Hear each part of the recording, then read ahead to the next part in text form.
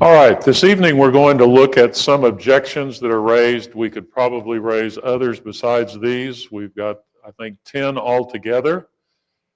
And we'll look at those in just a moment, just to say that next week we'll have a lesson about doubt. You know, where does doubt come from? What can we do in reference to doubt? And then 2 weeks from this evening, and we need to tell the children's classes, we'll be having a singing. So that'll be the 25th, I believe. So one more lesson after this evening, and then that will complete our study. Next quarter, Rick is going to be teaching Philippians and Colossians on Wednesday night, and we'll start the Gospel of Matthew on Sunday morning. Jason's going to be teaching that. All right. So why bother? Why consider objections? Can you think of any good reason why we ought to be doing this? Yeah, Rick? Objections really are just the beginning of a study. So when somebody brings up objections, if you know where they're at, you can start teaching them from where they are. Okay, so if we're talking with somebody and there are obstacles or challenges or questions that they have, so we might call them questions as opposed to just objections, then it's worthwhile to know what those might be, and certainly helpful to answer them if we can. And so that's certainly a good reason. Anybody think of any other reason why we might consider objections? Sometimes objections tell us a little bit about the person's thinking. There might be an interest that can be uncovered. Okay, uncovering an interest kind of tells us where they are in their thinking, and that's always good to know, to ask some questions, and if there is an objection, why not know up front and then try to deal with that. And maybe that helps us to pinpoint what we need to concentrate on. Yeah, go ahead, Derek. Yeah, help us to sharpen our own tools. Okay, so it's good to know what others might say. And we tried to look at some evidence that exists, but obviously not everybody in the world agrees with this viewpoint. And so it's good to think about that. Okay, anything else? Yeah, Jacob?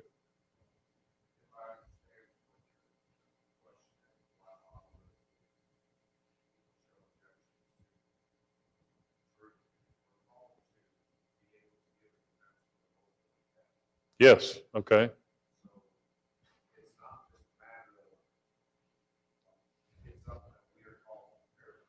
Okay. All right, yeah. Yeah, so we need to prepare for it and be ready. Yeah, Michael? Usually people get insecure when Right. and to Jared's point, I really believe that it helps you have a clearer picture of why you believe what you say you believe. Okay, all right. So it might be that we're reluctant to do something, and then thinking through this in advance is going to help us and maybe not be as, yeah, okay. All right, anybody else have anything else along that line? Well, mine are kind of like what we've said, so that we won't be fearful and have answers, as Jacob was saying there. I think it'll only reinforce our faith to think through what somebody might object to and then say, well, okay, how would one answer that question? Well-reasoned defense is actually commanded, so it's not only it'd be nice to do, but we're supposed to do it. And then it can make a difference if we are prepared. So those are some reasons we might think through that. And I said last of all here, we want to reason with others. We're not just trying to persuade them based on emotion or, we've got, I don't know what it would be, try to convince them without thinking through whatever it is that's being said. So I think it's worthwhile exercise. So let me say about what we're going to do here in the next few minutes. We've got 10 objections listed, and we could probably bring up others. That gives us about 4.5 minutes per objection, which is not a lot of time. So we may or may not get through these. And I don't imagine that we're going to convince everyone that's out there by all that we say. I think it's good for us to think through this, and I think we'll have some solid reasons. That doesn't mean that everybody's going to be convinced by all the information that we gather together this evening. And yet, I think it's worth considering for the reasons that we have already mentioned. All right? So, having said that, here's the short list. I've kind of narrowed these down so that we can go through them, but I'm going to read each one as we go through here. If you looked at your lesson sheet, you have the objection in full. So let's go through this first one. Faith is illogical, and people have faith because it's desirable for them. And so the long version of that is, faith is believing in something illogical just because you want to. For example, Christians believe in God and Jesus just because the Bible says they should. Okay. Well, we may or may not run into that particularly worded objection, but what would you say to someone who says, well, it's illogical, you just want to have something to lean on, so this is what you're using as your crutch? What would you say? Any thoughts about that? Michael? Okay, categorically deny it. Okay. Michael, go ahead.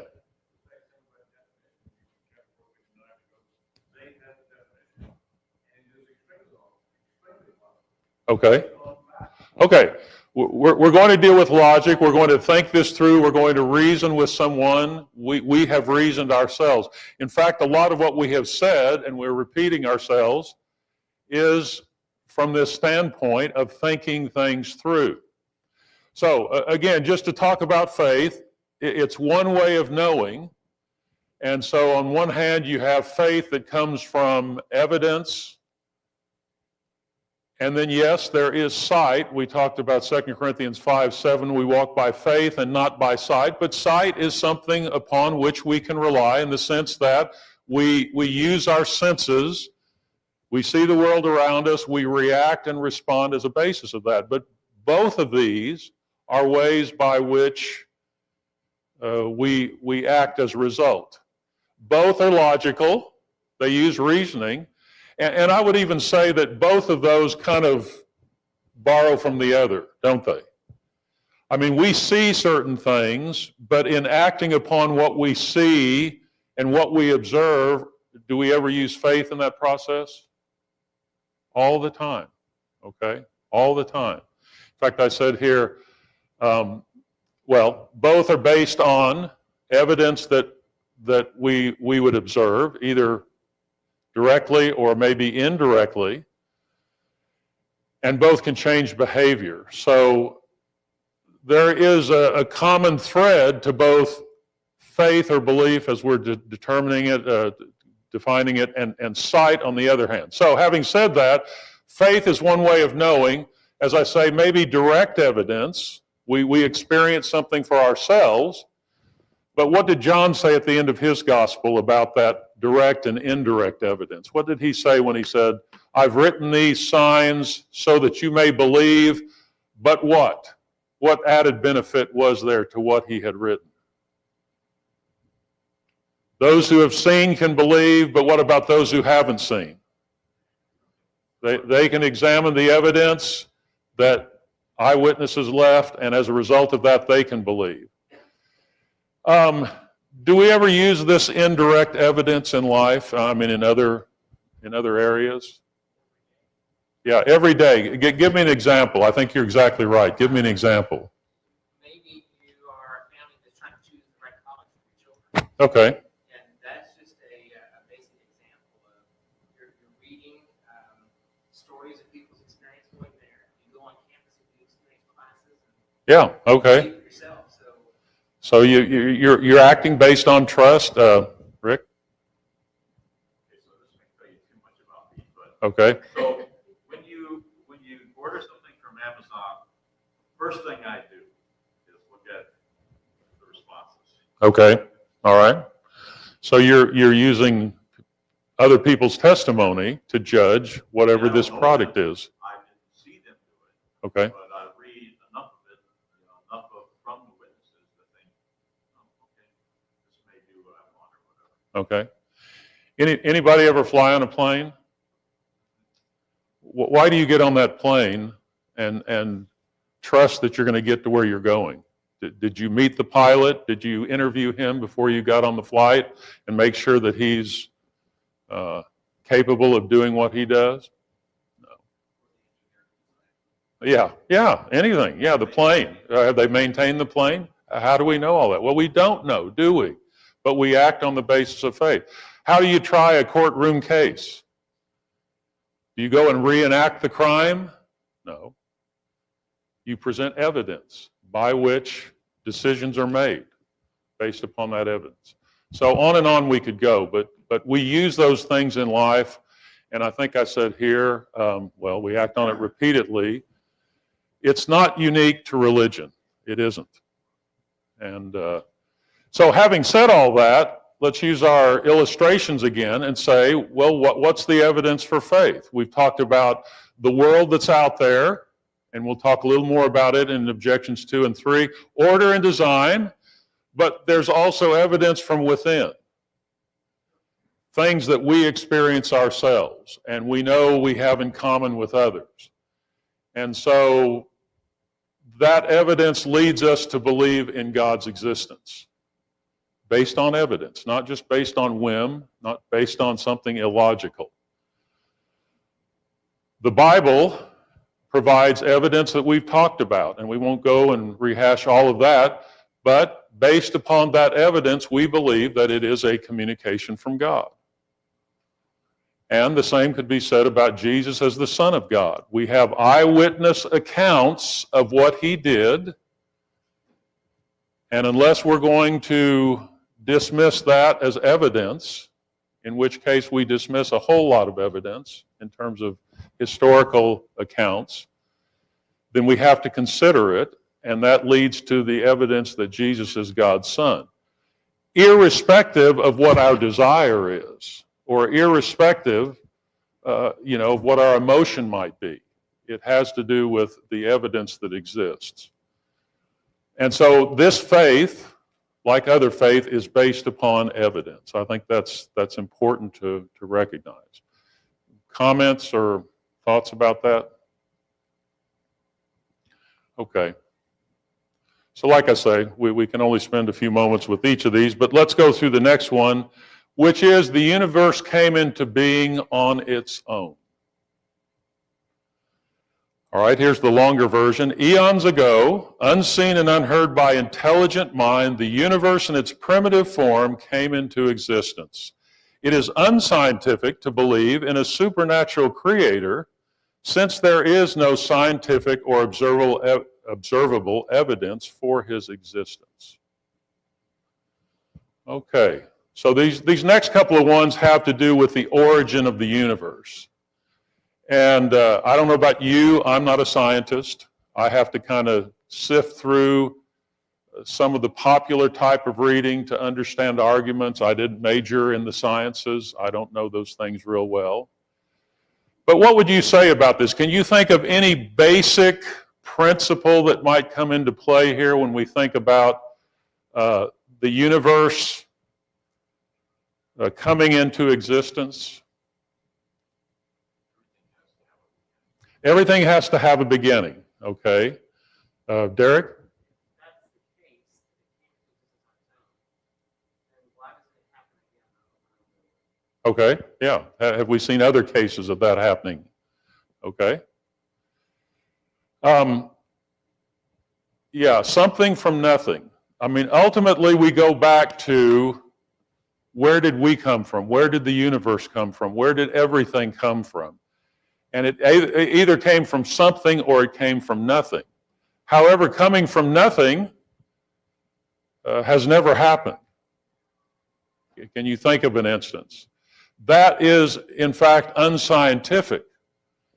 And the least of the scientific or probable models that we could use. Whereas there is evidence of intelligent mind or design. Can you think of anything that would suggest design as far as our universe is concerned? Okay, mathematics. All right, mathematics. I don't have that listed, but yeah, I think there are arguments like those that show there is some design. Even, we might even say, purpose to what's happened. Neither of these possible solutions are satisfying scientists. They don't like it came from nothing. They definitely don't like it came from God. Neither of them can be established. So, as a matter of fact, a lot of physicists started to worry that since we were able to know that the universe has not always existed, we pretty much are certain of that. And so, because of that, it does suggest something created it. And so it doesn't, the likelihood that it came from nothing seems very unsatisfying. And that's true to the scientists. One of the things they've done is create a theory of a multiverse to answer the why don't we see it happening more than, well, some people think that there is a multiverse, we're just in one of them. And of course, that's completely unscientific. It requires a lot of faith to suggest or believe that there is a multiverse because we're only in one and we have no way of touching, tasting, or using senses to experience the other one. The same thing can be said if you believe in God. We can't prove his existence using our senses. So no matter what, whether you want to take the scientist perspective or Okay. it's not, they have to have faith to believe in their theory, just as we would have to have faith. Yeah, ultimately, is there a cause, based on the fact that something doesn't come from nothing, and what would that cause be? Would it be the universe itself, or something behind it, or is there some intelligent designer, creator? Rick? Often, the lack of that answer is because they want to go to time. Right. But time doesn't offer precision. Okay. And the precision by which we live, and just about all things, have a balance. Okay. Time implies something was done to put it where it is. Okay. And hold it. Okay. So that's even combining the mathematics and saying, take all the time you want, and you still don't get what we see around us. So, yeah, go ahead, Derek. Sort of to that, when we think about just the design at all, we look at how many planets are arranged. Yeah. It's neither freeze, death, nor product. Yeah. Yeah. And it's perfect. Okay. Yeah, and we'll get into some of that with the next one as well. So we've got some physical laws. How do you have laws if everything is just random? Why would you even use that terminology if everything just happened? Yeah, Ian?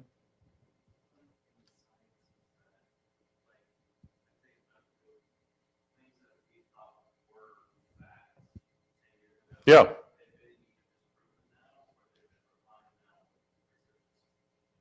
Okay.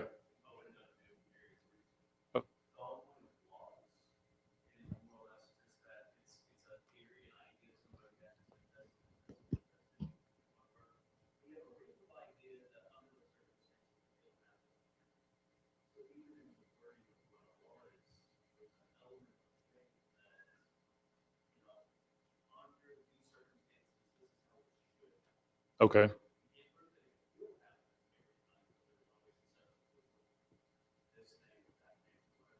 Okay.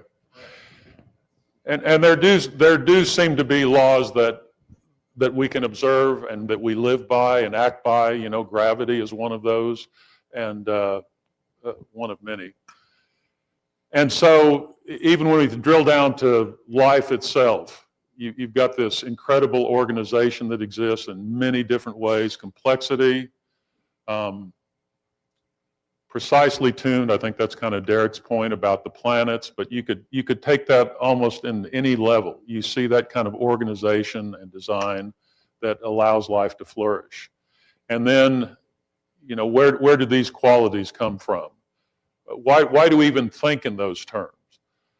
All right, so that's the idea that the universe just came into being. Now let's go to this next one, and I said a creator accounts for it, and if we have these qualities, we would attribute that to the one who made us. So that, that's certainly what the Bible reveals about God. And I think the other point that we need to make is, what's the alternative to order and purpose and arrangement? It's not just that you just deny that. You've got to account for what is, what's out there if you don't accept that. And everything becomes pretty meaningless, doesn't it? Without any kind of purpose, if that's the case. Okay, which is what I said there. Let's look at the third one. I'll move on quickly here. This is like the other in that it has to do with the universe. Uniformity of nature proves that the earth has always existed as it is, and that matter and energy are eternal and have remained unchanged through the ages.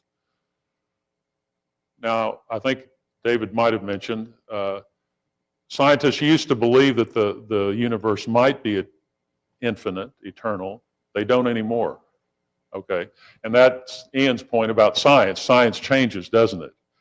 And one of the reasons is that things are basically running down. So here are three possibilities. The universe is eternal. The universe came into being without a cause. That was kind of the one we just looked at. Or the universe came into being caused by something outside of the universe itself. And that's what we believe in terms of God being that supernatural creator. But go back up to the top as far as the universe being eternal. The problem with that is that things appear to be running down, don't they? And if things are running down, what does that suggest about always having existed? Okay. So, the illustration has been used, and I heard another one. I wish I could remember it. I can't, but it was as good or better than this one. You come into a room, and there's a candle that's burning, and you observe that it's burning down. Well, eventually it's going to go out, and you would assume that it eventually had to start at some point, and then it's going to run down. But our universe is like that.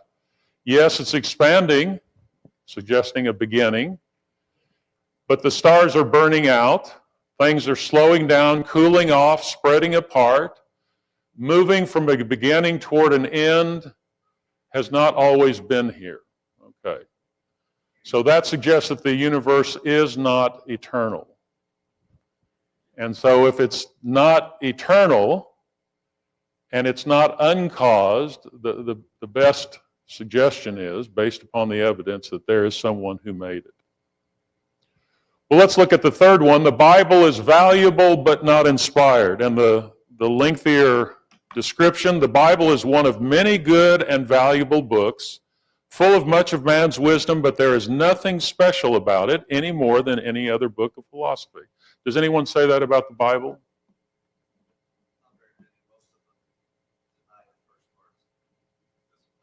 Okay. Yeah, maybe a lot of people do, but there are those who would say, well, it's a good book. It's a good book like the Quran is a good book, like other religious books are good books. Yeah. They would value it for its literature. And these are wonderful stories, or, amazing what men have written and transmitted through the ages. Well, what about that?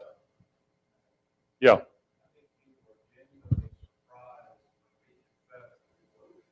Okay. Because it's unbelievable. Yeah. Okay. It's a hard to believe story, even though it's unless you believe in God. Yeah. And a lot of people balk at it because it is something that's otherworldly in many ways. It suggests something other than the here and the now. Well, what about this idea of being valuable? What's a yeah. There's a lot of suggestions in the Bible on how to have a good life. Okay. And those include what sorts of things that this would violate? Yeah. And even honesty. If you're going to have an honest message and be truthful in what you do, then it's no good claiming that something's inspired when it isn't. And so when we think about the evidence we've looked at, It claims to be from God. That's clear. This message claims to be coming from God. If not only wrong, but deceptive. Someone's trying to mislead us. Therefore, it's not a good book. And the same argument is made about Jesus. Jesus is just a good man. He was a great philosopher. No, as has been said, he was either the son of God, a lunatic, or a liar. David? I think a good thing to look at is the legacy of what belief in these scriptures have generated. Produces, yeah. Because it is easy to say, well, there's holy scriptures for all sorts of religions. That is true. But the legacy or what has been brought about because of it, I mean, almost all of Western civilization, all Yeah. of what we have in the West, Yeah. is founded on the principles specifically in these scriptures. Yeah. And if you look at what that legacy has produced over the last, 300, 400, 500 years since the Enlightenment period, it's nothing like that has ever existed in all of humanity. Okay. Which has been around for much longer. So there's a lot there. If you go back and look at, sometimes we refer to this as the Judeo-Christian, background of the West, but it's built on these scriptures. It really is the foundation. So that has been very productive. It is special. It claims to be from God and claims to be exclusive. So it doesn't just say this is some truth, take it or leave it, this might help you. It says this is truth and anything else is error. Yeah, there? Yeah, exactly. Transmitted. How do you, yeah. Such great evidence for its transmission. And no, we don't have the autographed copies, but we do have a reliable representation of what was written. Okay, so things we would expect that we've talked about: prophetic fulfillment, internal unity, its accuracy, and my eyesight is not very well. Uniqueness, there we go, successive message. Okay, so we've talked about these, but all of that provides the evidence for saying, yes, it is what it claims to be. All right, letter E, let's consider this one. The notoriety and wealth that would come to a figure as popular as Jesus must have motivated his claims to be deity.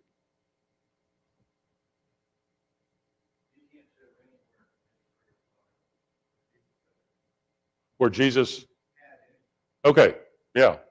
Was Jesus a wealthy man? Did he die at a good old age, enjoying all the fruits of his labors materially?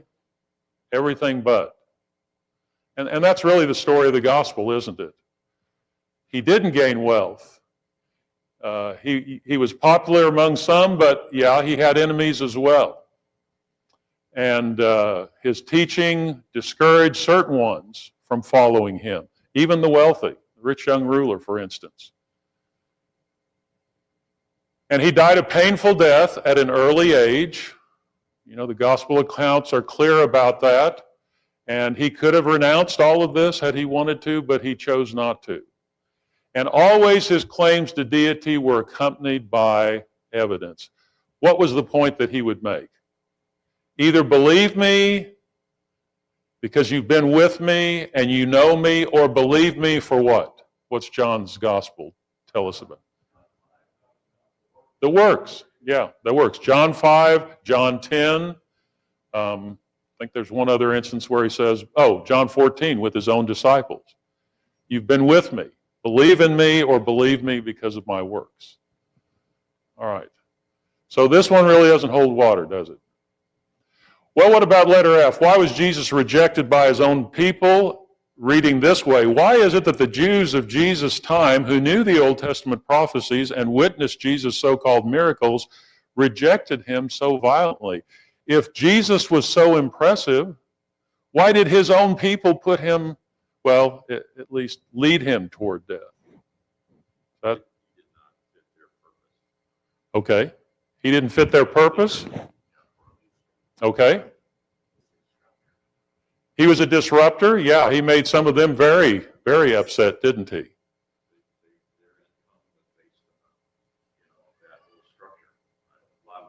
Okay.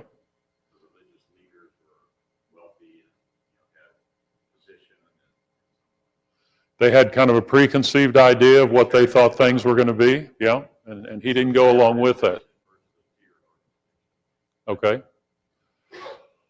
All right. So, record of rejection and opposition is actually evidence of truthfulness. Why would that be? Or is that true? Yeah, Jacob?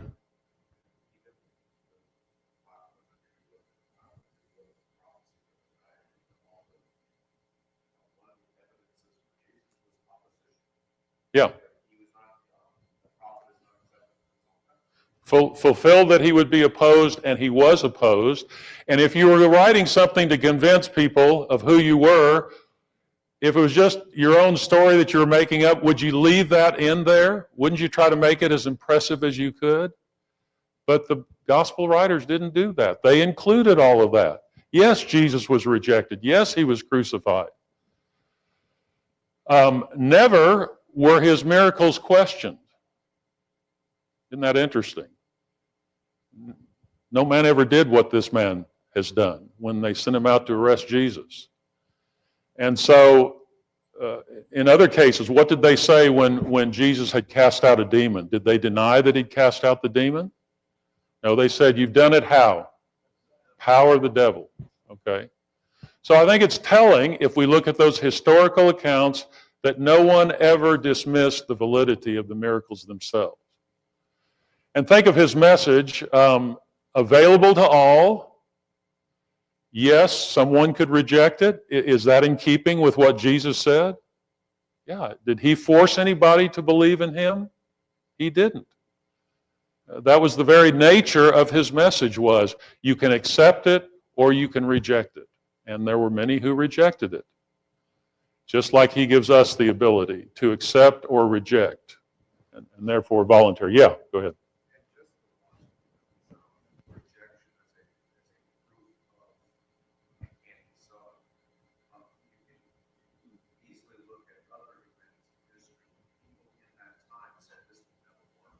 Okay. Yeah. And we didn't talk at length about it last time, but the success of the message, the fact that here was this crucified Messiah, and yet how did people respond to that message?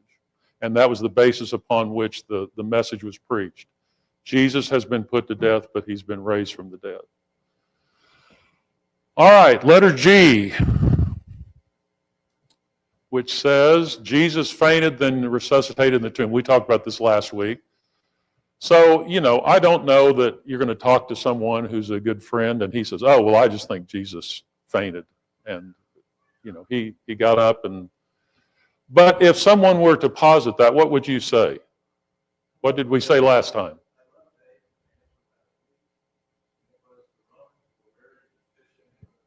They knew what they were doing, didn't they? Okay. We talked about beforehand, Jesus would not be in a physical state to be thriving in a tomb, would he? Hadn't eaten, hadn't slept, beaten by the Jews and Romans, nailed to a cross at least for 3 hours, side pierced with a spear, pronounced dead by the soldiers who knew what they were doing, and then handled by his sympathizers who we said would have known the difference between someone alive and someone dead. And they buried him as a dead man, didn't they? And the tomb was not a place to recover from such a condition. And then to move the stone, overcome the guards, and his appearances and behavior would not have been possible, would they, in this kind of a condition? Maybe if you had hid him for 6 months, if any of that was possible, and then suddenly brought him out, but that was not the case. 40 days, just after the third day when he was raised. All right, other comments? All right, this one is similar. We talked about it last time. The disciples, remembering the claims that Jesus made about being raised on the third day, very likely came during the night following the crucifixion and removed the body so that they could claim that he had risen. Plausible? No. Yeah, okay. We said last time, the Jews purposely guarded the tomb so nothing like this would happen. The disciples were not in a state of mind to do this. They were in a state of shell shock. And Jesus appeared to them. At first they didn't believe it, and then they began to believe it, and then look at how they lived after they saw him, willing to die for this cause. Not the kind of thing by which to instigate a hoax for the centuries, is it? Okay, a couple more. Let's look at letter I. The accounts of Jesus' life are not impartial since they were written by his friends. So what would you say to that?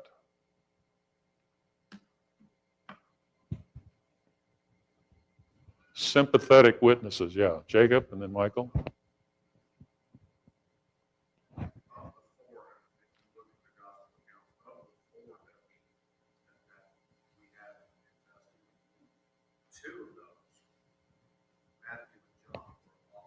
Okay, they were with him.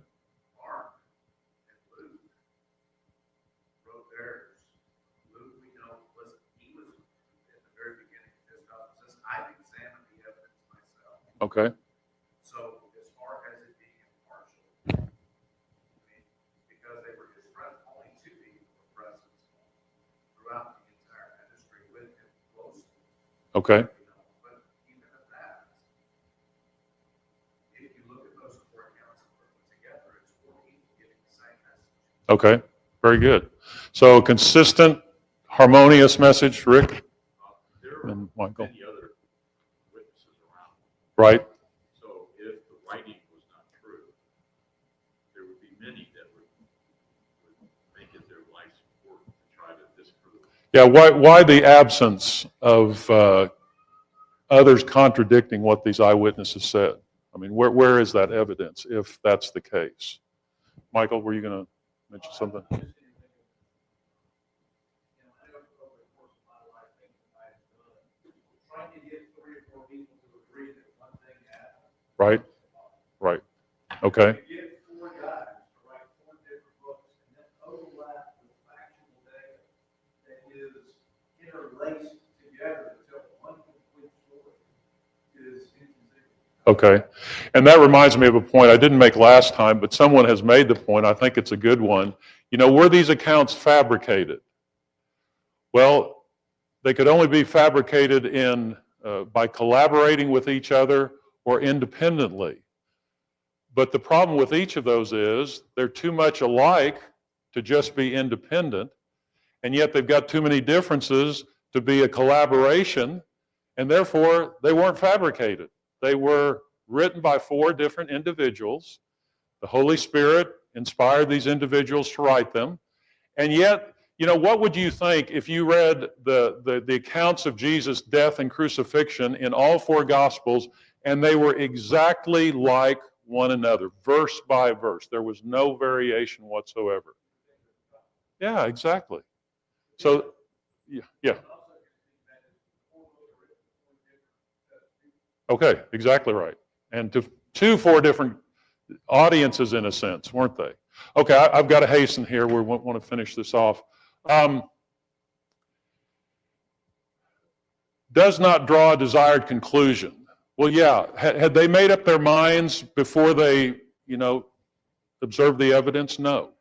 So in one sense, they were impartial in that they observed the evidence and then they made up their minds and wrote about it and were willing to stand behind their message.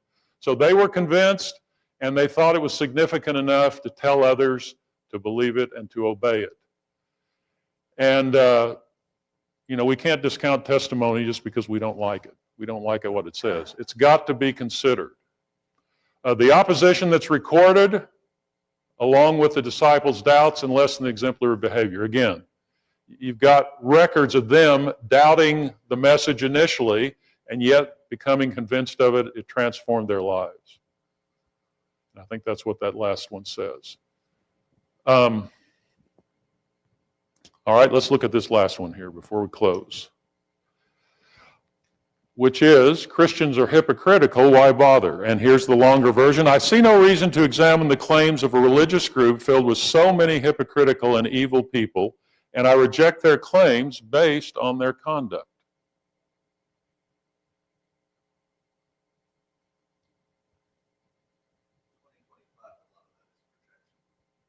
A lot of it is.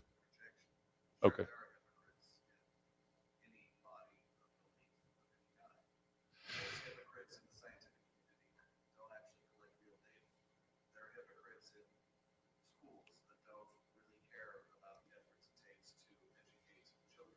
Okay. There are hypocrites. It doesn't mean that those institutions or purposes should be discarded simply because the existence of hypocrisy is there.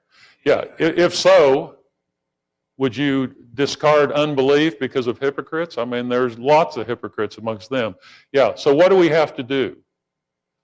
We have to look at what? The source, the evidence, and whose lives are we going to examine? The ones that are hypocritical?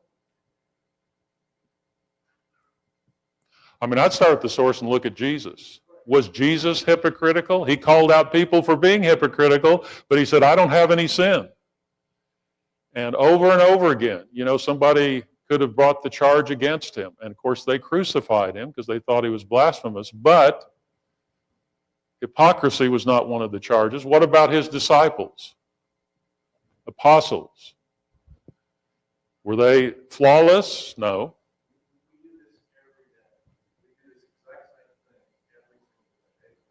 Okay. We get a baseline, and then we judge everything to the baseline. Okay. We do it in institutions, we do it with banks, we do it with stocks, we do it with everything else. What's the baseline, and everything is compared to that. Yeah. Okay. Here, for some reason, the baseline is Catholic, Baptist, or whatever, and that's not the baseline. That's not the source. That's not where you need to go. Yeah. And the message itself calls out hypocrisy. So if you're going to fault don't fault the message, you might fault a follower for not following the message, but the message is what we've got to follow. Sylvia? Okay.